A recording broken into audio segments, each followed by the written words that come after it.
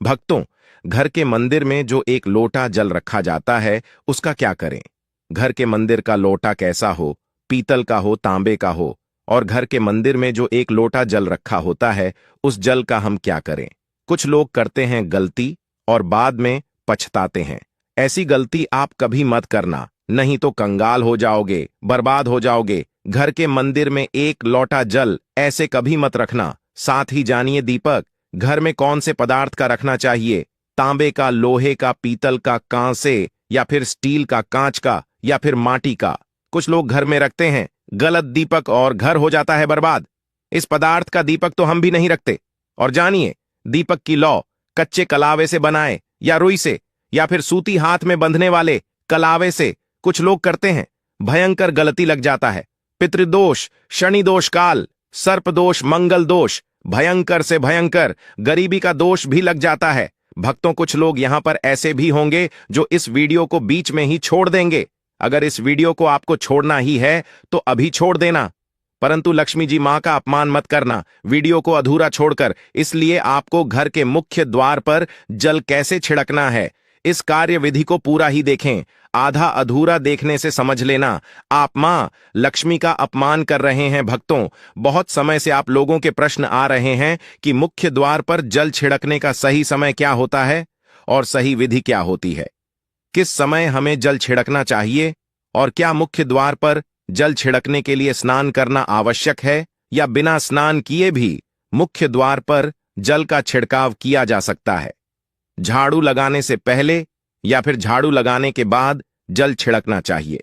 और एक और प्रश्न आया है कि क्या पीरियड्स में हम अपने घर के मुख्य द्वार पर जल का छिड़काव कर सकते हैं या मुख्य द्वार पर दीपक दान कर सकते हैं?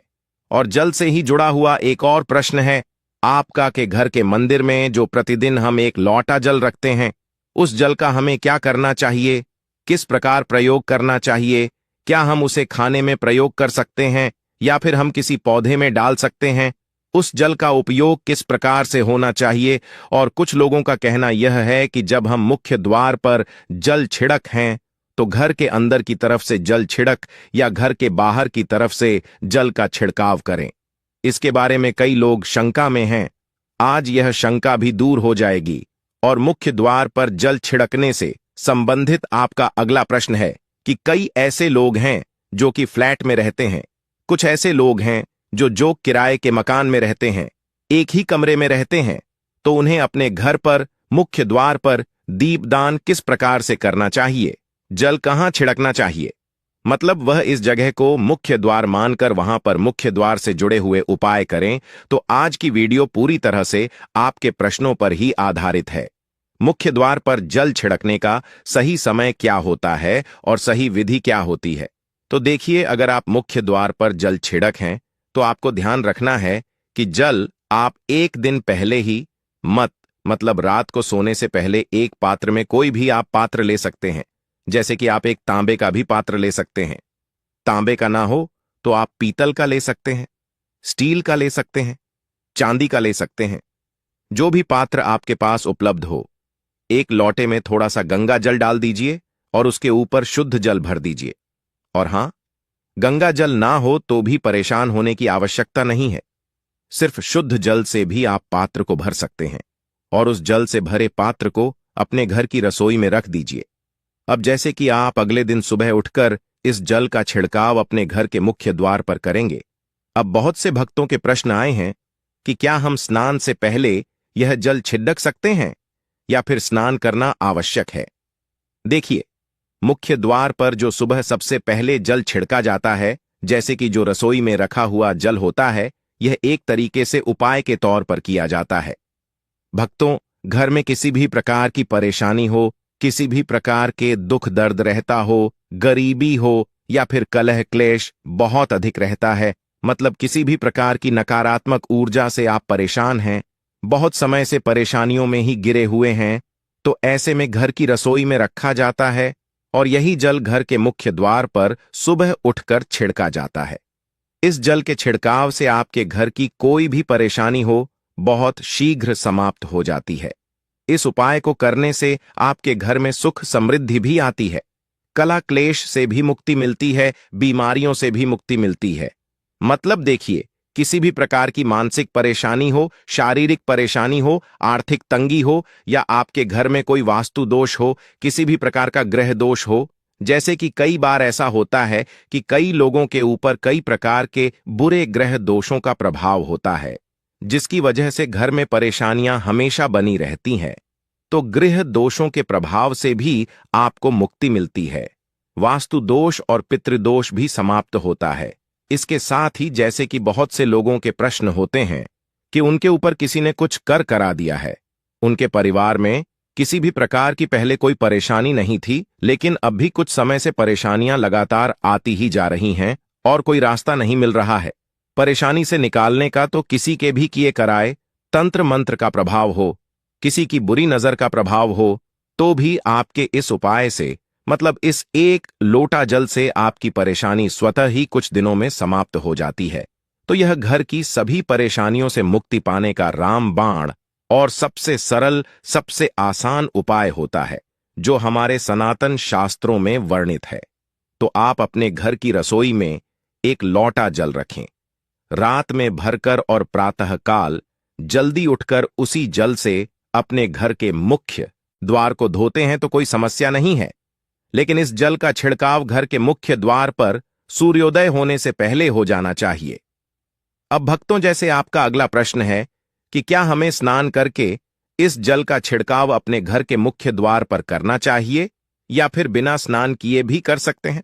देखिए, ये जो हम जल छिड़क हैं, मतलब ये एक उपाय होता है, तो इसे हम स्नान करने के बाद नहीं करते हैं। सुबह जल्दी उठते हैं और उठकर सबसे पहले घर की रसोई में जाएंगे, उसके बाद उस जल को लेकर आप घर के मुख्य द्वार पर जाएंगे। मुख्य द्वार खोलकर, मतलब मैन गेट खोल दीजिए, और उसके बाद मुख्य द्वार पर इसी जल का छिड़काव कर दीजिए। और जल का छिड़काव करते समय अपने पितरों का ध्यान कीजिए, मां लक्ष्मी का ध्यान कीजिए, क्योंकि कहा जाता है कि सुबह सुबह मां लक्ष्मी प्रत्येक द्वार पर आती है, सबके द्वार पर आती है, जिनके भी द्वार खुले होते हैं, जिनके घर में जल का छिड़काव मुख्य द्वार पर हुआ रहता है, उसके घर में प्रवेश कर जाती है। तो महालक्ष्मी का अपने मन में ध्यान कीजिए और एक तरह से प्रार्थना कीजिए, हे मां लक्ष्मी, आप मेरे घर में प्रवेश करें, मैं आपका स्वागत करने के लिए तैयार हूं। और इसके बाद अपने पितरों का ध्यान कीजिए, क्योंकि हमारे घर की दहलीज होती है, वहीं पर पितरों का वास माना जाता है। तो जब आप दहलीज पर जल के छींटे देते हैं तो आपके पितर बहुत प्रसन्न हो जाते हैं और उनका आशीर्वाद भी आपको प्राप्त होता है। तो सुबह जो आप जल छिड़के, इसके लिए स्नान करने की आवश्यकता नहीं है, बिना स्नान किए भी कर सकते हैं। भक्तों, वीडियो में आगे बढ़ने से पहले आपसे छोटा सा निवेदन है कि कमेंट बॉक्स में जय मां लक्ष्मी अवश्य लिखें। महालक्ष्मी जी, जो भी भक्त इस वीडियो को देख रहा है, उसके घर में सुख समृद्धि आए, उसके घर में कोई भी परेशानी नहीं आए और पूरा परिवार सुख शांति से अपना जीवन यापन करें। भक्तों, अगर तुम में से कोई महालक्ष्मी जी को मानता है, तो अगर सच में ही भक्त हैं, आप इस वीडियो को लाइक कर कमेंट बॉक्स में एक बार जय मां लक्ष्मी लिख देना और उसके मन में जो भी मनोकामना है वह पूरी कर देना। अब भक्तों, आपका अगला प्रश्न है कि क्या झाड़ू लगाने के बाद हमें जल का छिड़काव करना चाहिए या फिर झाड़ू लगाने से पहले भी जल का छिड़काव कर सकते हैं। तो देखिए, जैसे मैंने आपको पहले ही बताया था कि उठने के बाद सबसे पहला कार्य जो आपको करना है वह जल का छिड़काव ही करना है। उसके बाद आप झाड़ू लगा सकते हैं, लेकिन एक चीज का ध्यान रखिए, जब हम सोकर उठते हैं तो सबसे पहले बिस्तर पर बैठे हुए ही अपने दोनों हथेलियों को जोड़कर और दोनों हथेलियों को सामने से जोड़कर पूरी हथेली को देखा जाता है। उसमें मां लक्ष्मी का ध्यान किया जाता है, उसके साथ ही 5 देवताओं का ध्यान किया जाता है। 5 देवता कौन कौन से होते हैं? मां दुर्गा, भगवान शिव, भगवान श्री हरि विष्णु, गणपति गजानन और भगवान सूर्य देवता। 5 देवताओं का ध्यान हम अपने हाथों में ही करते हैं, हथेलियों में ही करते हैं। कराग्रे वस्ते लक्ष्मी का मध्य, सरस्वती कर मूल्यत ब्रह्मा प्रभाते कर दर्शम। भक्तों, इस मंत्र का उच्चारण आप चाहे तो कर सकते हैं, नहीं करते हैं तो भी कोई बात नहीं। अपने इष्ट देव देवता का और 5 देवताओं का ध्यान अपनी हथेलियों में कर लीजिए।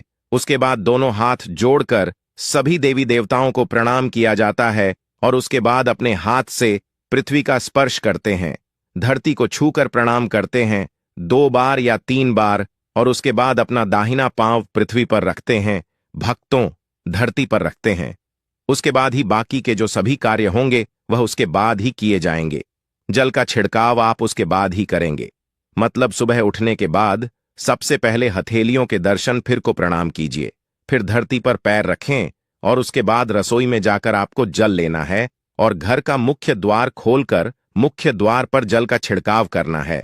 मां लक्ष्मी का और अपने पितरों का ध्यान करना है। उसके बाद आप अपने घर में आ जाएंगे और उसके बाद जो भी आपकी रूटीन वर्क होते हैं, मतलब झाड़ू लगाएंगे या फिर आप स्नान करेंगे, ये सभी कार्य उसके बाद किए जाएंगे। और अब जैसे कि कई लोगों के प्रश्न आते हैं कि जब हम जल का छिड़काव करते हैं, क्या उसी समय हम घर के मुख्य द्वार पर झाड़ू लगाकर और पानी डालकर क्या हम मुख्य द्वार की अच्छे से सफाई कर सकते हैं? जी हां, बिल्कुल कर सकते हैं। पहले आप जो रसोई में रखा हुआ जल है उस जल का छिड़काव कर दीजिए। उसके बाद और भी पानी डालकर, मतलब अगर आपके पास जल और उपलब्ध है तो और जल लेकर और घर के मुख्य द्वार की अच्छी तरह से झाड़ू से या कैसे भी सफाई कर सकते हैं। और कई लोगों के प्रश्न आए हैं कि हम किसी फ्लैट में रहते हैं या फिर किसी ऐसे कमरे में रहते हैं, किराए के कमरे में, कि हमारे पास एक ही कमरा है, तो हम जल का छिड़काव या फिर दीपक दान कहां पर करें, किससे हम अपना मुख्य द्वार माने।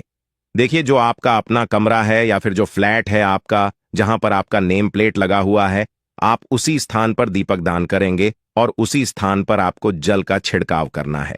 मतलब जहां पर अगर एक ही कमरे का मकान है तो आपके कमरे का दरवाजा है, वहीं पर आपको थोड़ा सा जल छिड़क है और वहीं पर आप दीपक दान भी करेंगे, जो कि मुख्य द्वार से जुड़े हुए उपाय होते हैं। वह आप अपने घर के, मतलब जो अपना कमरा है, उसके बिल्कुल दरवाजे के पास ही करेंगे। और आपका अगला प्रश्न है कि क्या पीरियड में हम अपने घर के मुख्य द्वार पर जल का छिड़काव कर सकते हैं, दीपक दान कर सकते हैं? देखिए, जल का छिड़काव करने के लिए पीरियड हो या ना हो, उससे कोई फर्क नहीं पड़ता, जल का छिड़काव कर सकते हैं। रही बात दीपक दान की, तो दीपक दान देखी कार्मिक पूजा में आ जाता है और कार्मिक पूजा हम बिना शुद्ध हुए नहीं कर सकते हैं। मतलब पीरियड समाप्त होने के बाद ही आप कर सकते हैं भक्तों। बाकी जल का छिड़काव आप कभी भी कर सकते हैं, पीरियड्स में भी कर सकते हैं, कोई समस्या नहीं है। और अब आपका प्रश्न है कि क्या घर के मंदिर में जो हम जल रखते हैं, क्या वह रखना जरूरी है? और अगर हम रखते हैं तो उस जल का क्या करें? देखिए, घर के मंदिर में जल रखना बहुत आवश्यक है। जल एक ऐसी चीज होती है जिसमें सभी प्रकार की जो ऊर्जा होती है ऑब्जर्व हो जाती है। तो जो हम पूजा पाठ करते हैं, मंत्रों का जप करते हैं या वहां पर प्रार्थना करते हैं, जो भी हमारे अपने मन की कामना भी कहते हैं, भगवान से तो सभी चीजें उस जल में समाहित हो जाती हैं। इसलिए पूजा करने से पहले घर के मंदिर में एक लोटा जल रखा जाता है और उसके बाद दीपदान, मतलब एक दीपक प्रज्वलित कर दिया जाता है। यह अग्नि और जल का एक तरह से बैलेंस भी हो जाता है और इसलिए सनातन शास्त्रों के अनुसार घर के मंदिर में एक लोटा जल भी हमेशा होना चाहिए और दीपक भी प्रज्वलित करना चाहिए। तो अब इस जल का करना क्या चाहिए? देखिए, जब हम जल रखते हैं, सुबह की पूजा में रखते हैं, मतलब सुबह जो हम पूजा करते हैं, प्रातःकालीन पूजा, उस समय जल रखा जाता है और वह जल हम अगले दिन उठते हैं। मतलब जब आप अगले दिन पूजा करने जाते हैं, भक्तों स्नान इत्यादि करने के बाद, तो आप उस जल को उठाते हैं। सबसे पहले तो उस जल का प्रयोग सुन लीजिए। आप अपने घर के सारे कमरों में, मतलब पूरे घर में उस जल का छिड़काव करते हैं, तो इससे आपके घर का शुद्धिकरण हो जाता है, क्योंकि वह बहुत ही सकारात्मक ऊर्जा से भरा हुआ जल होता है। इससे कई बीमारी अपने आप ही दूर हो जाती है। उस जल का छिड़काव करने से किसी भी प्रकार की नकारात्मक ऊर्जा का प्रवेश आपके घर में नहीं होता, किसी भी प्रकार की परेशानी आपके घर में हो। अगर आप नियमित तौर पर उस जल का छिड़काव करें अपने घर में, तो निश्चित ही आप परेशानियों से मुक्ति पा जाते हैं, किसी के कर तंत्र मंत्र के प्रभाव से मुक्ति पा जाते हैं। दूसरा, इसका उपाय आप कर सकते हैं। जैसे कि घर में कोई बीमार है तो आप इस जल को उस व्यक्ति को पीने के लिए दे सकते हैं और यह जल इतना शक्तिशाली होता है कि इस जल को पीने से बड़ी बीमारियों से मतलब लंबी बीमारियों से भी धीरे धीरे राहत मिलने लग जाती है। कई बार होता है ना कि आप लोगों के प्रश्न आते हैं कि दवाई तो हम कर रहे हैं, लेकिन दवाई हमें लगता ही नहीं है, दवाई का कोई प्रभाव ही देखने को नहीं मिलता। तो ऐसे में अगर दवाई के साथ साथ उस जल को पीने के लिए रोगी को दिया जाए, यानी दवाई इसी पानी से अगर खाई जाए, तो बहुत अच्छी दवाइयां काम करने लग जाती है। और जैसे कि परिवार में अगर बहुत अधिक कलह क्लेश रहता है, हमेशा आपस में सामंजस्य बनता ही नहीं है, आपस में हर बात पर मतभेद होता है, तो परिवार के सभी सदस्य इस जल में से अगर थोड़ा थोड़ा पीते हैं तो धीरे धीरे विचारों में परिवर्तन आने लग जाता है। सकारात्मक विचार सभी के होने लग जाते हैं और आपस में समन्वय होने लग जाता है। घर से कलह क्लेश और भेद हमेशा के लिए समाप्त हो जाते हैं। और घर के मंदिर में रखे हुए जल का अगला उपाय क्या है? देखिए, अगर आप कोई दुकान करते हैं, कोई व्यापारिक स्थल है आपका, तो प्रतिदिन इसी जल में से थोड़ा सा जल ले जाकर दुकान पर व्यापारिक स्थल पर छिड़काव कीजिए। इससे आपका दुकान आपका काम बहुत अच्छा चलता है। मतलब किसी भी प्रकार की परेशानी आपके व्यापारिक स्थल पर नहीं आती है, क्योंकि जैसा मैंने आपको बताया, यह जो जल होता है बहुत शक्तिशाली होता है, बहुत सकारात्मक होता है। अब घर के मंदिर में रखा एक लोटा जल शक्तिशाली और सकारात्मक से भरा क्यों होता है? क्यों इसमें सकारात्मक ऊर्जा का भंडार होता है? आइए जानते हैं। देखिए, जल जो होता है अमृत हुआ, मीठे मीठे फल हुए, भोजन हुआ, अनाज हुआ, उससे भी बढ़कर माना जाता है। देवी देवता आपके दिए हुए इसी जल को ग्रहण करते हैं। घर के मंदिर में एक लोटा जल रखना उतना ही जरूरी है जितना आप सुबह दोपहर शाम का भोजन करते हैं। जब हम भगवान की पूजा करते हैं और तांबे के पात्र में या पीतल के पात्र में एक लोटा जल जरूर रखते हैं। जल जो होता है सागर रूपी होता है, और यही सागर आपकी नया पार लगता है। घर के मंदिर में एक लोटा जल रखने का कारण एक और यह होता है कि जो लोग भगवान को डेली भोजन नहीं करा सकते, तो वह घर के मंदिर में एक लोटा जल रखते हैं ताकि भगवान इसे ग्रहण करें। और यह जल रूपी प्रसाद इसके अगले दिन, यह सुबह के समय आप प्रसाद समझकर ग्रहण करें। लेकिन याद रहे, घर के मंदिर में रखा लोटा जल कभी भी तुलसी में अर्पित नहीं करना चाहिए। उसके लिए आप अलग से तांबे के पत्र से तुलसी में जल अर्पित कर सकते हैं, क्योंकि यह जल सभी देवी देवता ग्रहण करते हैं, तो इसीलिए तुलसी में डालना वर्जित है। लेकिन हां, अगर आपके घर में लड्डू गोपाल है, राधा कृष्ण है, और आप एक लोटा जल उनके लिए अर्पित करते हैं, तो आप अगले दिन यानी सुबह के समय वह जल तुलसी में चढ़ा सकते हैं। घर के मंदिर में जो एक लोटा जल रखा होता है, उसके अगले यानी सुबह के समय आप इस जल से अपनी आंखें जरूर धोया करें। इससे आंखों में रोशनी बढ़ती है और आंखों में जितनी भी बीमारी आ जाती है वह दूर होती है। सनातन शास्त्रों के अनुसार जो लोग घर के मंदिर में एक लोटा जल भरकर नहीं रखते, तो उनके घर में अकाल पड़ जाता है, घर कंगाल हो जाता है, बर्बाद हो जाता है, परिवार में मुसीबतें आ जाती हैं और गरीबी का आगमन हो जाता है। आप चाहे तो एक लोटा जल में पुष्प आदि डालकर रख सकते हैं, बहुत ही शुभ माना जाता है। घर के मंदिर में जो जल रखा जाता है उससे हम और क्या क्या कर सकते हैं, आइए जानते हैं। तो इस जल का छिड़काव करने से बहुत सारी परेशानियां अपने आप ही समाप्त हो जाती हैं। जैसे अगर आपके दुकान पर किसी की नजर लगी है, बहुत से लोगों के प्रश्न आते हैं कि हमारे काम को किसी ने बांध दिया है। मतलब किसी की बुरी नजर ऐसी लग गई है कि पहले तो दुकान बहुत अच्छी चलती थी, अब नहीं चल रही है। तो आप इस उपाय को कर सकते हैं। निश्चित ही बहुत जल्द ही आपको परेशानियों से मुक्ति मिल जाती है और दिन दुगनी रात चौगुनी आपके व्यापार में तरक्की होती है। और हां, घर के मंदिर में रखे हुए जल को आप अपने घर की रसोई में खाना बनाने में, पीने में भी प्रयोग कर सकते हैं। लेकिन खाना बनाने में प्रयोग तभी कीजिए जबकि आपके घर में बिल्कुल सात्विक भोजन बनता हो। मतलब लहसुन प्याज अगर आपके घर में बनता हो तो खाना बनाने में इस जल का प्रयोग नहीं किया जा सकता है। फिर आप इस जल को थोड़ा थोड़ा परिवार के सदस्य मिलकर ग्रहण कर सकते हैं और बचे हुए जल को आप अपने घर में पौधों में डाल सकते हैं। तो देखिए, ऐसा नहीं है कि घर के मंदिर पर रखा हुआ जल बेकार होता है, किसी काम का नहीं होता है। बहुत सारे उपयोग इस जल के होते हैं। अगर हम सही तरीके से प्रयोग करें तो अपने जीवन की बहुत सारी परेशानियों का समाधान मात्र इस एक लोटा जल से हम कर सकते हैं। तो ध्यान रखिए, कि मंत्रों से अभिमंत्रित जल बहुत महत्वपूर्ण होता है, बहुत शक्तिशाली होता है, और हमारे घर के मंदिर पर रखा हुआ जल देवताओं का आशीर्वाद होता है, क्योंकि पूरे समय वह देवताओं के पास होता है। देवी देवता वहां पर रहते हैं, तो उस जल में हर प्रकार की शक्ति समाहित होती है, जो कि सकारात्मक शक्तियां होती हैं।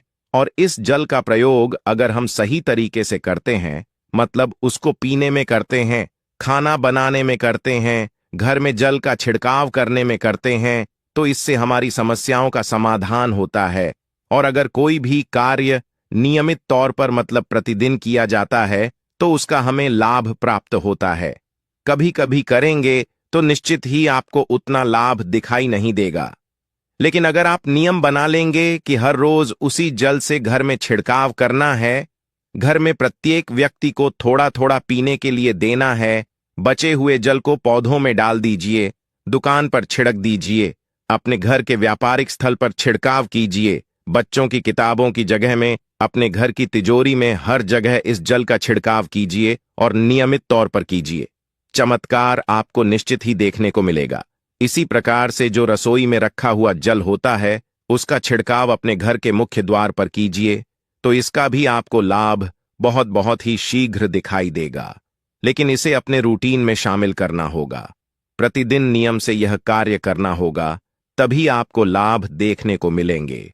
और हां, कई लोगों के प्रश्न आते हैं कि घर के मंदिर पर जो रखा हुआ जल होता है, तो जब हम अगले दिन उठाते हैं तो उसमें कई बार कुछ चीजें पड़ जाती हैं, कोई कीड़े मकोड़े पड़े जाते हैं, क्योंकि खुला होता है। तो क्या हम उसे ढक सकते हैं? जी हां, बिल्कुल ढक सकते हैं। जब आप पूजा करते हैं सुबह के समय, तो जब तक पूजा कर रहे हैं, जब तक मंत्र उच्चारण कर रहे हैं, तब तक जल खुला रखिए। और उसके बाद जैसे कि आप पूजा पर से उठते हैं, तो उससे पहले जल को किसी भी प्लेट से या कटोरी से ढक दीजिए। फिर जब आप अगले दिन उस जल को उठाएंगे, तो बिल्कुल शुद्ध और साफ सुथरा जल आपको मिलेगा, और उस जल का प्रयोग आप अपने किसी भी कार्य में कर सकते हैं। और भक्तों, आप जब भी घर के मुख्य द्वार पर जल छिड़काव करें, तो गणेश जी भगवान का यह मंत्र जरूर बोले, ओम गम गणपतये नमः। और जो हमने आपको वीडियो में बताया है, उसे ध्यानपूर्वक अच्छी तरीके से समझकर अपने घर के मुख्य द्वार पर जल का छिड़काव करें। भक्तों, अब जानते हैं दीपक किस पदार्थ का होना चाहिए? लोहे का, तांबे का, पीतल का, कांसे का, या फिर स्टील का, या माटी का, या कांच का? आखिर घर में कौन सा दीपक शुभ माना जाता है? रखना, अगर गलती से भी घर में गलत पदार्थ का दीपक रख लिया है, तो पूरा घर अस्त व्यस्त हो जाएगा, कंगाल हो जाएगा, बर्बाद हो जाएगा। भक्तों, देखिए, स्टील के दीपक में पूजा करना घर में शनि को कुपित करता है। घर में लोहे के दीपक में पूजा नहीं करना चाहिए, घर बर्बाद हो जाता है, गरीबी आ जाती है। बाजार में लोगों को लुभाने के लिए कांच के दीपक भी आ गए हैं। बिल्कुल भी गलती से भी घर ना लाएं, नहीं तो राहु केतु आपके घर चले आएंगे और घर बर्बाद हो जाएगा। कांच का दीपक शनि और राहु को नाराज करता है, इससे निकली लौ घर में तबाही ला सकती है। कांच का गर्म होना घर में रोग दोष परेशानी उत्पन्न होती है। कच्चा कलवा तथा रुई का दीपक ही जलाना सबसे अच्छा माना जाता है। जो लोग सूती धागा जो हाथ पर बांधा जाता है, कलवा, उससे लौ की बाती बनाते हैं, तो उस घर में परेशानी और गरीबी आ जाती है। हुई और कच्चा कलवा ही शुभ माना जाता है। तांबे का दीपक, पीतल का दीपक, माटी का दीपक धन की देवी मां लक्ष्मी को आकर्षित करता है। घर में कोई और दीपक नहीं लाना चाहिए। पीतल और माटी का दीपक शुभ और मंगलकारी माना जाता है, जिससे शनि और राहु केतु भी प्रसन्न रहते हैं, मंगल भी भारी नहीं होता। भक्तों, अब जानते हैं घर के बाहर या घर के अंदर दीपक जलाने के फायदे जानकर आप चौंक जाएंगे। खासकर घर के बाहर दीपक जलाने से 5 वो फायदे जो आपको चौंकाने वाले हैं। भक्तों, ये बात तो आप जानते हैं कि भगवान की पूजा के दौरान दीपक जरूर जलाया जाता है। हिंदू धर्म में पूजा करते वक्त लोग देसी घी या सरसों के तेल का दीपक जरूर जलाते हैं तथा तिल के तेल का दीपक भी जलाते हैं। हालांकि पूजा के लिए भगवान के सामने दीपक जलाना सिर्फ पूजा का एक तरीका ही नहीं है, बल्कि घर में दिया जलाना या घर के बाहर दिया जलाना कई तरह के फायदे मिलते हैं। दीपक जलाने से न सिर्फ कई शक्तियां जागृत होती हैं, बल्कि यह 5 बड़े फायदे भी मिलते हैं। तो चलिए जानते हैं। भक्तों, नंबर 1, पृथ्वी से अंधकार होता है। दूर घर में दीपक जलाने से घर का अंधकार तो दूर होता ही है, साथ ही नकारात्मक ऊर्जा को भी कोसों दूर रखती है। जहां पर दीपक जलता है तो वहां पर सकारात्मक ऊर्जा का वास होता है। जाहिर सी बात है, जब घर में सकारात्मक होगी तब भगवान का वास होगा। इसीलिए घर में शाम होने से पहले, रात होने से पहले दीपक अवश्य जलाया जाता है, ताकि घर में कोई गलत नकारात्मक ऊर्जा प्रवेश न कर पाए। भक्तों, तेल से जले दीपक का प्रभाव उसके भुजने के आधे घंटे बाद तक वातावरण में बना रहता है, जबकि शुद्ध देसी घी का दीपक भुजने के बाद करीब 4 घंटे तक वातावरण को सकारात्मक रखता है। भक्तों, नंबर 2, हानिकारक कणों का होता है। नाश दीपक जलाना न सिर्फ धर्म नजरिए से फायदेमंद है, बल्कि वैज्ञानिक दृष्टिकोण से भी यह फायदा पहुंचाता है। जब घर में शुद्ध घी या सरसों के तेल से दीपक जलाया जाता है तो उसके धुएं से घर के माहौल में सात्विकता आती है और